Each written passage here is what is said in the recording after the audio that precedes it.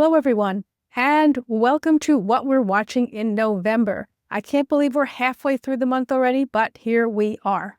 As I promised, every month we will be doing an overview of the key things that we're watching at Inside Fashion with regard to sourcing, growth markets, and anything else that's impacting the apparel supply chain. So if you're ready, let's jump in. We have 4 big things that we're covering today. We're going to be talking very briefly about the development in tariffs. I know we've talked about tariffs to the point where nobody wants to hear about it anymore. However, we're going to touch on that very quickly. Then we're going to move on to sourcing opportunities, what we see happening around Egypt in particular, and then growth market, of course, which is merch, which we've been talking about a lot, but I think really needs to be highlighted. And then the fact that we're seeing warehouse clubs becoming a very big driver in apparel retail. So a lot to unpack. I'm going to go pretty quickly because if you're like me, you want to get the information, but you don't want to sit and watch a webinar all day. So let's get going. First things first, let's talk about tariffs. Tariff tensions seem to be de-escalating.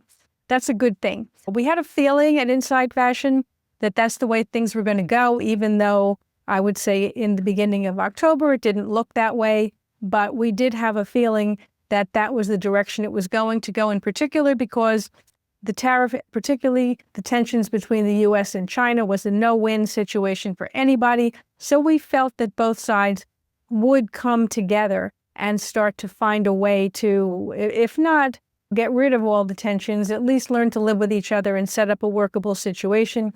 And a lot of the homework that we had been doing by talking to people who are very deep into trade negotiations and so forth, were able to give us insights into where they were heading with that.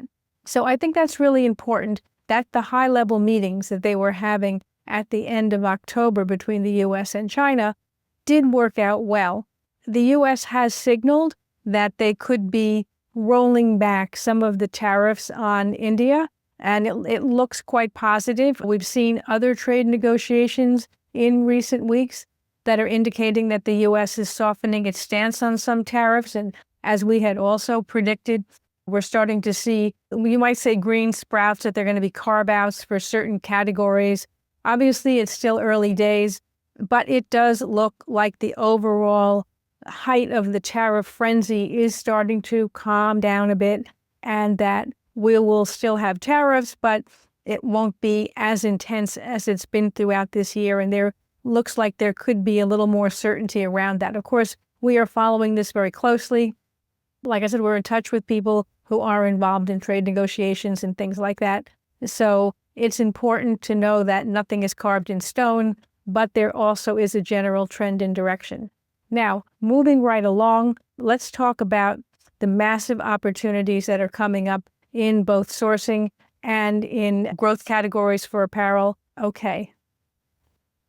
Egypt's garment sector is undergoing a rapid transformation thanks to a wave of investment, notably from Chinese and Turkish companies, manufacturers either in textiles or in garments, who are pouring a tremendous amount of foreign investment into the country. In 2025 alone, the country has managed to secure over $400 million in new textile and apparel projects. That's actually massive, with development concentrated, no surprise, in the Suez Canal Economic Zone and also in West Kantara Industrial Zone. I'm probably pronouncing that wrongly, but you know what I mean. Egypt also announced that it is building 2 integrated textile cities, and they're projected, those 2 cities, to provide 400,000 jobs. That's a lot. So they're really going all in on this. And these projects are part of Egypt's broader strategy to position itself as a regional manufacturing hub, and it hopes to reach $12 billion in annual exports by 2031. So it's got big goals, and there's a lot of advantages, but there's also some challenges. Egypt's export performance in 2025 further validated its sourcing potential. In the first 7 months of this year, ready-made garments surged 26% to reach $1.9 billion. And for the full year, it's expected to reach $3.7 billion. So that's a huge jump over last year. Now, while the U.S. remains the largest export market, taking about 16% of Egypt's garment exports. Egypt's rapidly making gains in grabbing market share in the EU, in the UK, and it's supported by FTAs that granted duty-free access to those markets. Egypt also has the key advantage that it has trade agreements with the U.S., that it was given a very low tariff rate. As part of the reciprocal tariffs, it was given 10%. Egypt basically won the lottery, so to speak. Why Egypt? Aside from tariffs, labor cost remains a key advantage. Wages are very cheap, approximately 140 US per month. So it is quite competitive with other sourcing nations. And the workforce is stable compared to some of the competitors, which are facing demographic pressures or labor scarcity. At the same time, you do hear from companies that are sourcing in Egypt that the productivity, the efficiency, is not what you would find, let's say, in China, Vietnam, or Turkey. The wage is cheap, but you have to keep in mind that you're not getting Chinese level of efficiency at those wages. So there is a trade-off there. But still, you have affordability, and you also have growing technical capabilities, and the amount of inward investment, which is going in obviously to build new state-of-the-art factories, is going to be important. Plus, they're building mills, which is critical, so that you will have that domestic vertical supply chain, which is missing in many other countries. It might not be as low cost when all the math is done, but for now, brands are very bullish on Egypt, and so is foreign investment. So it's a very important place to watch. There is a little bit of nervousness around it. Brands are also mentioning, at least in conversations with me, that we're interested, but we're also watching this carefully. So that's what we see happening around Egypt. Now, let's go back to what we see as growth opportunities. We love to cover growth markets in Inside Fashion. It's a key part of what we do because we realize that the people who are our readers, part of our community, are looking to see how we can grow. We can't just keep going after the same customer base and hope to grow, particularly in an increasingly competitive market. One thing we've identified, a category which we see continually showing a lot of growth, is merch. Merch typically meant concert t-shirts, baseball caps, things like that. Some kind of cheap basic item with a logo on it. Not anymore. Sales of merch, is growing incredibly fast. A lot of it started with concerts and events where you had people who were paying a high ticket price to come. A lot of engagement around the fan. Fans started rolling out more than just concert t-shirts. So the merchandise was elevated beyond a cheap t-shirt that with the hot stamped logo on it. Prices, of course, went up, and fans were willing to pay a lot. What we see happening around events, although events are a key driver. At this point, even B2B companies are rolling out merch lines. It's really interesting to see. You'll see Google, Notion, Stripe, all developed collections, some of it apparel, some of it other things, but apparel is part of all of these things. Apparel in the way of typically hoodies, windbreaker type jackets, caps, and accessories like bags, things like that. Yes, we're seeing that coming through, even, like I said, at corporate side of things, as well as everybody else. Restaurants are rolling out merch. Anybody who can think of a possible way is adding this on. So it's really important to consider this and see how can I get a piece of the market. And a derivative of this, of course, is what we see co-branding. So in other words, if you're, for example, let's say a bank and you want to roll out a merch line, you sometimes want to add the credibility to it of an apparel brand. So you might see something, for example, of your corporate brand plus, let's say, an apparel brand. Like Quince, for example, is well known for quality, for sustainability. So they're doing partnerships with other non-apparel brands so that those brands can have something as a gift that's a high-quality product, and it has the co-branding aspect. So there's a lot of opportunities around this. And we don't see a lot of people in the traditional apparel sector examining this, whether they be a brand or a manufacturer. So I think it's important to take a look at. Is it for everybody? No. Could it be for you? Maybe, right? Worth taking a look at because, like I said, the growth is really big.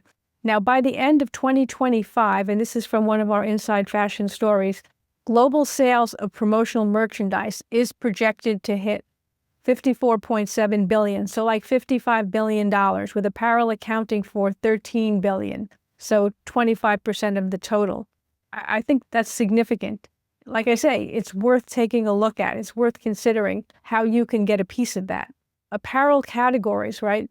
Within this promotional outerwear section, among apparel categories, promotional outerwear showed the highest average order value, right? The growth was up 21% within the past year. So outerwear followed by hoodies and caps. You're talking about things that are being sold as a more unique product, that thus they're able to charge more for it. It's not sitting side by side with competitive brands, which I think is interesting because you're not only seeing big sales volume, but you're seeing good price points with healthy margins around it. So again, opportunity not just to sell volume, but opportunity to also be able to get a little profit out of it, which is just as important. Now, if you look at it, the highest value transactions are seen in promotional apparel tied to gaming and fan art, averaging over $68, right, per order. So that's even higher than sports, right, which would be the next tier at 62, or things tied into music, which is around $60. But still, that's a reasonably good sale for a mass market product when you consider what prices are like on similar products when you see them in the store. So, what happens is a lot of the people who are buying this, it's more than just buying a hoodie or a jacket or a cap or something. They see themselves supporting an artist who they really like, an athlete they like, a YouTuber they like, someone who they relate to. So there's more than just a brand. There's that personal connection. And that's why you're able to get the premiums for it, and also what's driving a lot of the sales. When we look at apparel retail, a lot of apparel retail in the past year has really felt pain. They've seen sales go down. They've seen profits go down. It has not been a good year for a lot of brands. And going into 2026, well, who knows? But for a lot of brands, I don't think it's going to be tremendously different. However, one exception is warehouse clubs. Now, I think that's really interesting because they are selling at competitive price points, and yet they are not complaining about all the e-commerce that most brands are complaining about, undercutting them on price, hard to compete. So while brands have been focused on competition from e-commerce players, warehouse clubs have proven that you can beat e-commerce if you have the merchandise, the right retail model, and the right value proposition. At the top of the tier, obviously, is Costco. Their apparel business, which once was seen as incidental, is now a strategic pillar. At almost $10 billion a year, it rivals major specialty retail chains in revenue. Analysts project that apparel could surpass $12 billion at Costco by 2027, which is basically a year from now. And that's assuming the growth trajectory continues, and we expect that it will. BJ's, which is a rival to Costco, grew 28%, up to almost $700 million in the last 5 years. So again, strong growth, not just at Costco. I mean, Costco, of course, does it really well, but it's not just Costco. Both clubs avoid deep fashion cycles, but Costco's exceptionally lean apparel offering results in virtually no fashion obsolescence. Its rotation model favors basics, outerwear, and seasonal treasure hunt capsules that turn every 8 to 12 weeks. Now, BJ's offers slightly longer assortment windows and higher SKU breadth. It's useful for regional differentiation, but of course, they're more exposed to slow-moving styles in warm or off-season regions. So both models have their strengths and weaknesses, and both are doing very, very well. So as we look at the 4 things that we're watching right now in November is tariffs, which again, we feel are stabilizing and getting a little bit less tense. We're seeing some breakthroughs there. I think 2026, assuming nothing crazy happens, and that might be a very big assumption, we should continue to see a fair bit of stability. We're also looking at, in terms of sourcing markets, Egypt emerging as a sourcing hub that's getting a lot of attention and a lot of inward investment, as well as buyer attention, brand attention. So Egypt is something to watch. At the same time, growth category, keep your eye on merch. Merch is a rocket, and it's not for everybody, but there are a lot of opportunities well worth looking at. And then, of course, warehouse clubs. If you can get into warehouse clubs, if you have a brand that could be part of that ecosystem, a lot of opportunities there. Where other retailers are struggling, warehouse clubs just keep going from strength to strength. They don't get as much play as off-price, but you can't deny that the sales volume is there, the growth trajectory is there, and they're in it to win it. And it looks like they are. So thank you for being with me. Each month, Inside Fashion breaks down the top trends and developments in sourcing and markets so that you can identify key opportunities and stay ahead of the market. We've covered a lot today, and I hope it's given you a picture of where the market is heading. What we've shared is just a glimpse of the kind of intelligence that our members get every month in Inside Fashion. If you found today's insights valuable, please consider joining us as an Inside Fashion member. We would love to have you as part of our community. Myself and the team are there to support you.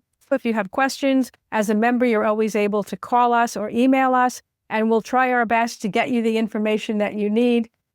If you'd like to find out more, you'll see links to our website here. Please take a look. Reach out to me if you have a question. I'm always happy to connect with people. My whole team is here to support you, and we wish you a tremendously successful rest of November. Thank you again for joining me here. I'm Jane Singer, and I will see you next month.